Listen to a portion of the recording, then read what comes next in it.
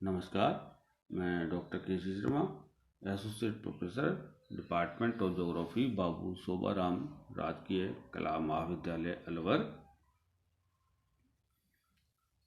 आज हम BA part second कक्षा में मानव भूगोल के सिद्धांतों के बारे में चर्चा कर रहे हैं। इसका 8वां भाग हम यहाँ प्रस्तुत करने जा रहे हैं। प्राचीन काल में यातायात की सुविधाओं के कारण विभिन्न मानव समुदाय एक दूसरे से अलग रहते थे। इसी प्रकार पर्वत, नदियाँ, घने वन, मरुस्थल, दलदल भूमि भी मानव के मिलने में बाधा पहुंचाती थी। किंतु अब मानव ने इन कठिनाइयों पर विजय प्राप्त कर ली है। उसने महासागरों को लांघकर असमान धरातल वाले भागों में भी सड़कों और रेल मार्गों का विकास किया है।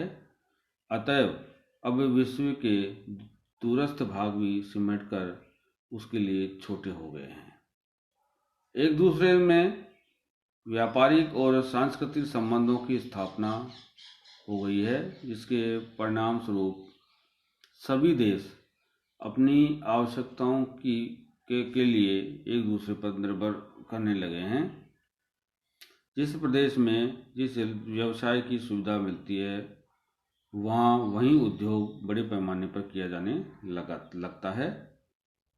अतः एक ही देश के विभिन्न क्षेत्रों में पशुपालन, शिकार करना, लकड़ी काटना, कृषि करना, उद्योग, व्यापार आदि धंधे पनप जाते हैं। अनेक व्यवसाय वाले पारस्परिक सहयोगी होकर रहने लगते हैं। वनस्पति, क्योंकि इनके संबंध आपस में पारस्परिक हो जाते हैं और ये एक दूसरे की आवश्यकताओं के ऊपर निर्भर रहते हैं।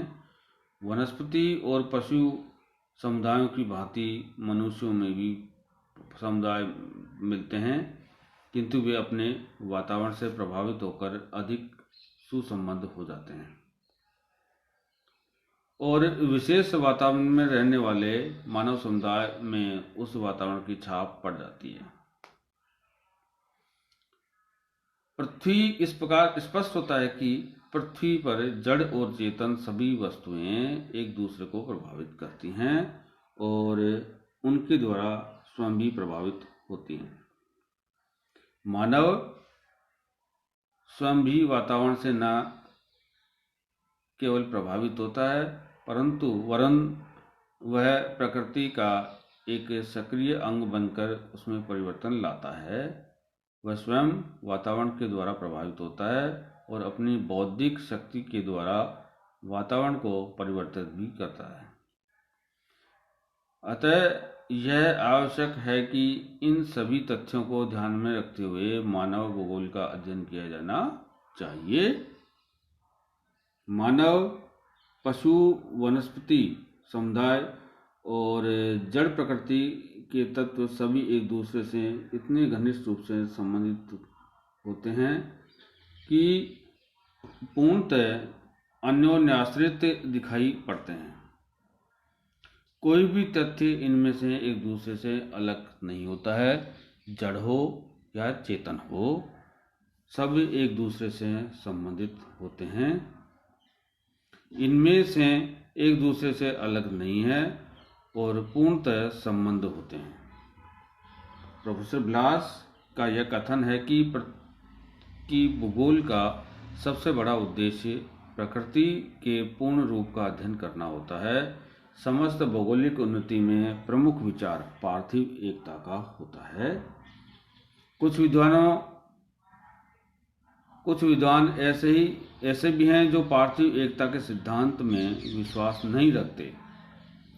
वे जीवन संघर्ष, स्ट्रगल फॉर एग्जिस्टेंस के सिद्धांत को अधिक महत्व देते हैं और उनका कथन है कि प्राणी विज्ञान में जीवो जीवस्य जीवनम धारणा के अनुसार बड़ा जीव छोटे जीव को खा जाता है और जो सबल है वही पनप पाता है। जब एक प्राणी जीवित रहने के लिए अपने से निर्बल प्राणी का अस्तित्व मिटा देता है तो फिर एकता का सिद्धांत कहाँ रह पाता है।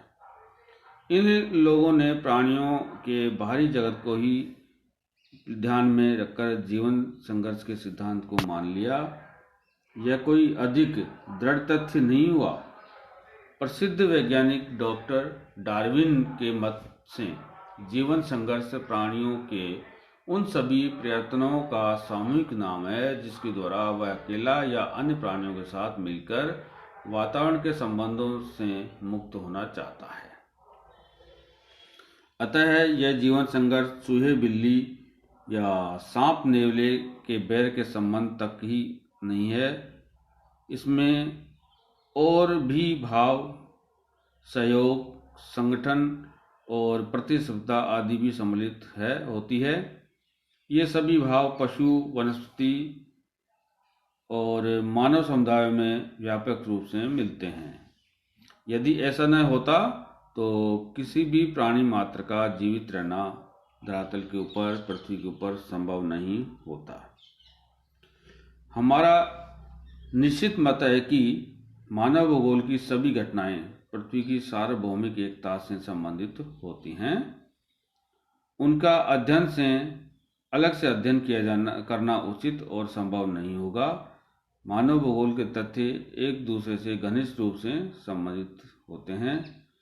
मानव भूगोल के स्थूल शरीर का हृदय मनुष्य है और वह विभिन्न प्रकार के संबंधों के आकर्षण का केंद्र होता है।